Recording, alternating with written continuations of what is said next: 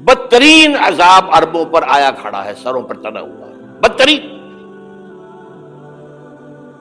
ایسی جنگ ہونی ہے الملحمۃ العظمیٰ، جس کو کہ میں بھی آپ کے گواہی پیش کر دوں گا، جسے کہا گیا دی لاسٹ کروسیڈ۔ بش نے بھی کروسیڈ کا لفظ بول دیا تھا، پھر واپس لیا اس نے۔ نکل جاتی ہے جس کے منہ سے سچی بات مستی میں، فقیہ مصلحت بین سے اور ہندے بادہ خار اچھا، کروسیڈ کہہ کر پھر واپس لیا۔ یہ کروسیڈ، اس کے اوپر جس قدر نقصان ہونا ہے عربوں کا، گریٹر اسرائیل بنے گا، یہ عراق، شام، اردن، سعودی عرب کا کچھ شمالی علاقہ، ترکی کا جنوبی علاقہ، مصر کا صحرائے سینا، اور اس کے ساتھ ہی جو بہترین اس کا زرخیز ترین علاقہ ڈیلٹا آف نائل، یہ سب یہودیوں کے قبضے میں جائیں گے۔ اس کو حدیث میں کہا گیا الملحمۃ العظمیٰ۔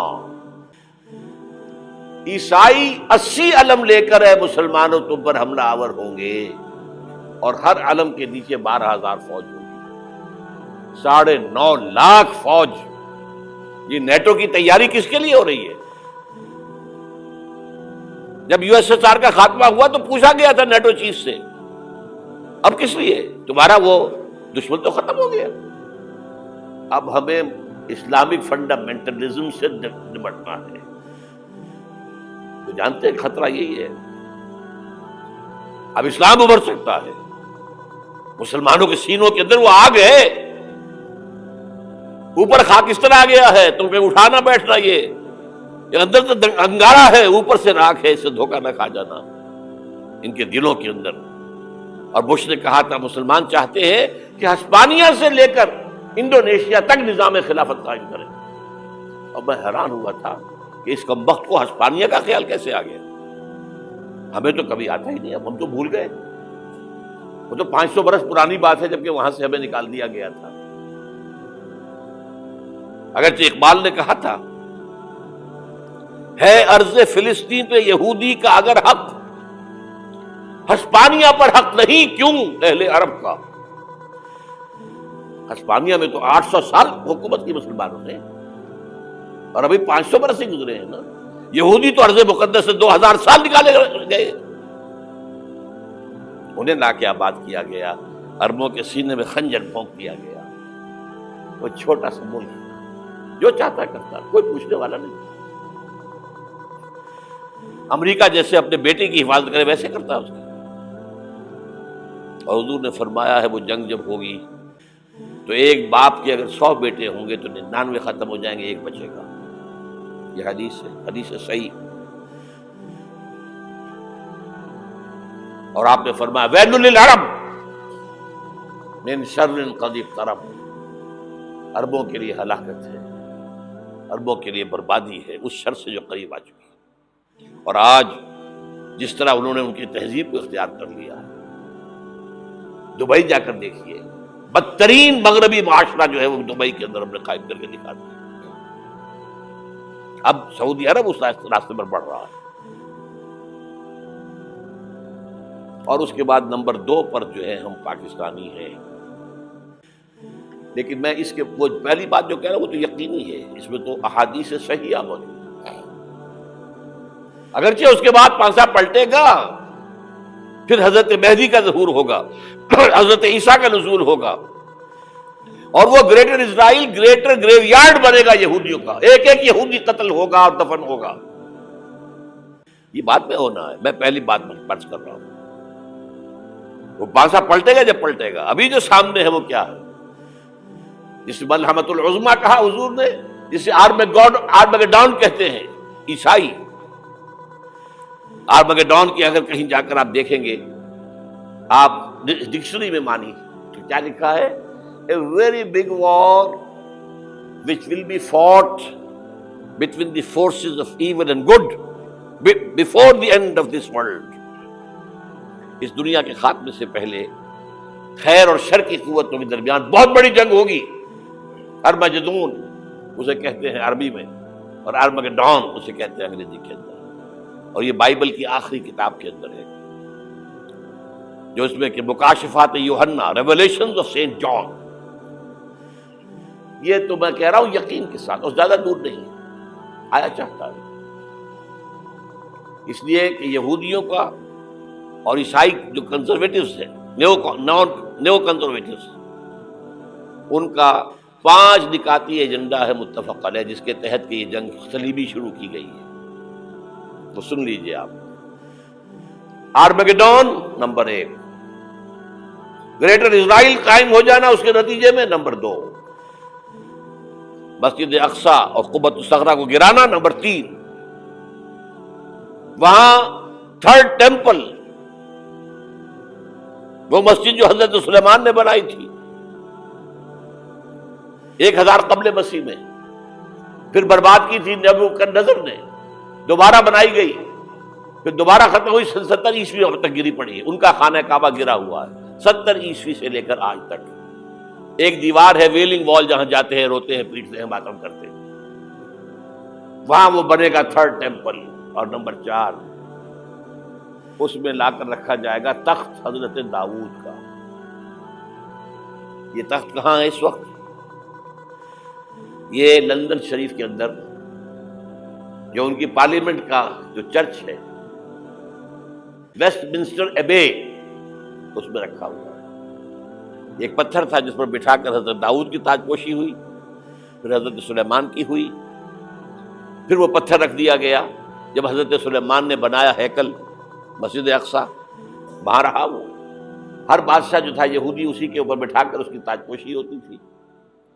سن 70 میں ٹائٹس نے گرایا اسے ہیکل کو، وہ پتھر لے گیا، وہاں سے روم گیا، روم سے آئرلینڈ گیا، آئرلینڈ سے اسکاٹ لینڈ آیا، اسکاٹ لینڈ سے انگلینڈ آیا، اور اب وہ رکھا ہوا ہے 14ویں صدی عیسوی سے آج تک.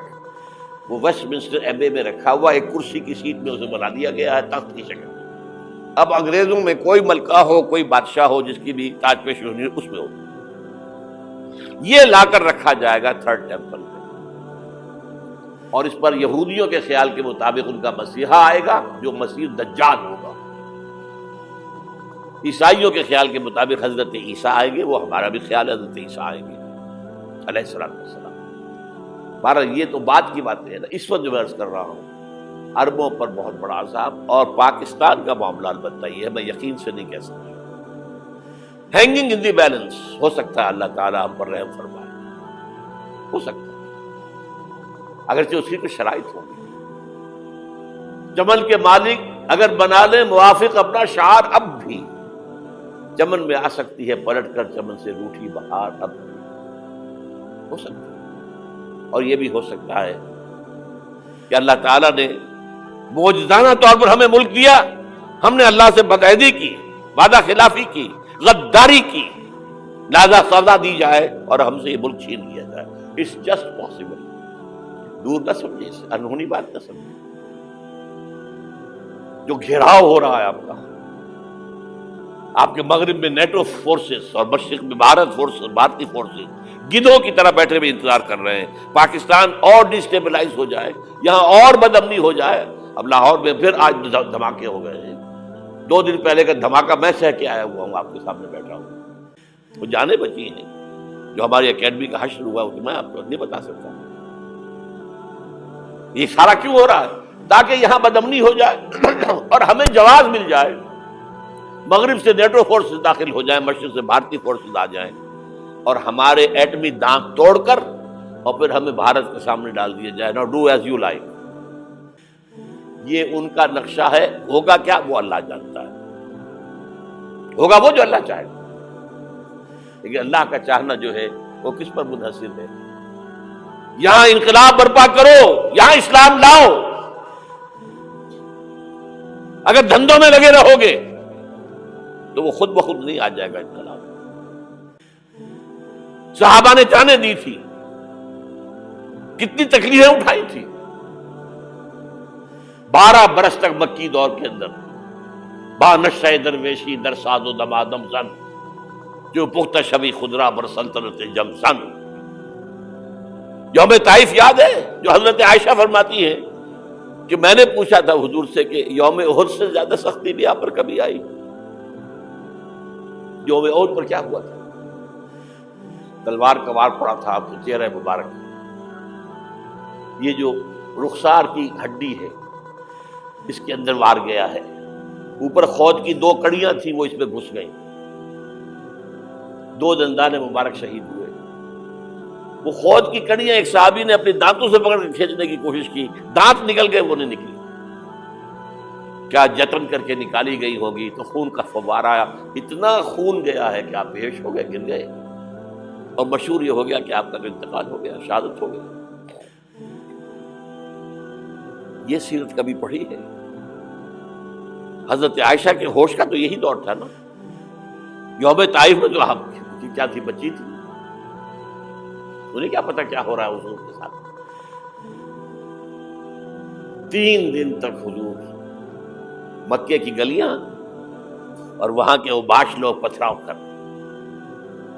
گئے تھے اس امید میں کہ شاید وہاں کا کوئی سردار ایمان لے آئے، تو یہاں تو ابو طالب بھی فوت ہو گئے، یہی دنیاوی سہارا تھا، خاندانی سہارا تھا ابو طالب کے ذریعے، اور گھر میں ایک دلجوئی کرنے والی رفیقہ حیات تھی، وہ بھی، ان کا بھی انتقال ہو گیا۔ آپ نے کہا یہ عام الحزن ہے، اب تو سب کو طے ہو گیا قریش کو کہ اب جیسے قتل کر دو ان کو، اسی لیے آپ گئے طائف، شاید وہاں کا کوئی بڑا سردار مانے، ایمان لے آئے مجھ پر، تو میں اپنا مرکز ادھر شفٹ کر دوں۔ تینوں سے ملے ہیں، تینوں نے وہ جواب دیے ہیں، نکل جاؤ یہاں سے، میں تمہارے ساتھ بات بھی کرنے کو تیار نہیں۔ اچھا، تمہارے سوا کوئی نہیں ملا تھا اللہ کو نبی بنا کر بھیجنے کے لیے؟ دیکھو جاؤ، میں بات نہیں کرنا چاہتا، ہو سکتا ہے میں بے عزتی کر بیٹھوں، اور واقعی تم اللہ کے نبی ہو تو میں مارا جاؤں گا، جاؤ جاؤ جاؤ۔ یہ سلوک محبت کے ساتھ ہوا۔ اور پھر چھوکروں کو، اسٹریٹ ارچنز جنہیں آپ کہتے ہیں، اشارہ کیا تھا، خبر لو ان کی، پتھراؤ ہو رہا ہے، ساتھ کوئی ہے ہی نہیں، ایک آدمی صرف، زید ابن حارثہ۔ اب سامنے سے پتھر آ رہے ہیں تو حضرت زید آگے آ جاتے ہیں، ڈھال بنتے ہیں، مجھے لگے پتھر حضور کو لگے، آپ پیچھے سے آ رہے ہیں، چاروں طرف سے تو ڈھال نہیں بن سکتا ایک شخص، جسم لہو لہا، خون جا کر جوتیوں میں جم گیا ہے، جوتی اتر نہیں دی۔ پھر وہاں سے واپسی پر جو دعا مانگی ہے، اللہم الیک اشکو ضعف قوتی وقلت حیلتی وہوانی علی الناس، اے اللہ تیری جناب میں فریاد لے کر آیا ہوں اپنی قوت کی کمی کا، اپنے وسائل کی کمی کا، اور جو ذلت و خواری ہو رہی ہے لوگوں کے سامنے، الا ملتقننی، مجھے کس کے حوالے کر دیا، الا بعیدی یتجہمنی، یہ میرے اوپر ہجوم کر کے آ جائے، حملہ کرے، اور عدو من لگتا امرے، یہ دشمن کے حوالے میرا معاملہ کیا، جو چاہے کر دے وہ۔ لیکن پھر عبدیت غالب آتی ہے، ان لم یکن علی غضبک فلا ابالی، اللہ اگر تو ناراض نہیں ہے تو مجھے کوئی پرواہ نہیں، سر تخظیم خم ہے جو مزاج یار میں آئے، مجھے اندیشہ یہ ہے کہ تو ناراض تو نہیں ہوگی۔ یہ تکلیفیں جھیلی ہے، سینکڑوں صحابہ نے جانوں کا نذرانہ پیش کیا ہے، احزاب کی جنگ میں فاقوں پر فاقے ہو رہے تھے، اور ان فاقوں کی حالت میں خندق کھودنے کا حکم ملا ہے، لوگوں کی کمریں دوہری ہو رہی ہیں، پتھر باندھے ہیں اپنے پیٹوں سے، اپنے چادروں کے ساتھ کس کر، کمر دوہری نہ ہو جائے۔ اور جب صحابہ کدالیں چلا رہے ہیں تو کیا کہہ رہے ہیں؟ نحن الذین بایعوا محمدا علی الجہاد ما بقینا ابدا، اللہم لا عیش الا عیش الاخرہ۔ صحابہ کہتے تھے ہم وہ لوگ ہیں جنہوں نے محمد سے بیعت کی ہے کہ جہاد کرتے رہیں گے جب تک جان میں جان نکل جائے تو بات اور، جان ہے، چاہے ابھی بھوک سے کمر دوہری ہوئی جا رہی، جان تو ہے۔ اور ایک دفعہ کہتے تھے اللہم لا عیش الا عیش الاخرہ، اللہ عیش، زندگی تو آخرت کی زندگی ہے۔ اور حضور فرماتے تھے، حضور کے بیٹھے ہوئے نہیں تھے گاؤں تکیہ لگا کر، پتھر اٹھا اٹھا کر خندق میں سے لے جا کر باہر پھینک رہے تھے۔ جب صحابہ کہتے ہیں اللہم لا عیش الا عیش الاخرہ، حضور فرما رہے ہیں فاغفر الانصار والمہاجرہ، اے اللہ ان انصار اور مہاجرین کی مغفرت فرما دے۔ پھر حضور کی خدمت میں کچھ لوگ آئے، حضور اب یہ فاقہ ناقابل برداشت ہو گیا، دیکھیے ہم نے یہ پتھر باندھے ہوئے اپنے پیٹ کے ساتھ۔ حضور نے کرتا اٹھا کر دکھایا، وہاں 2 پتھر باندھے ہوئے۔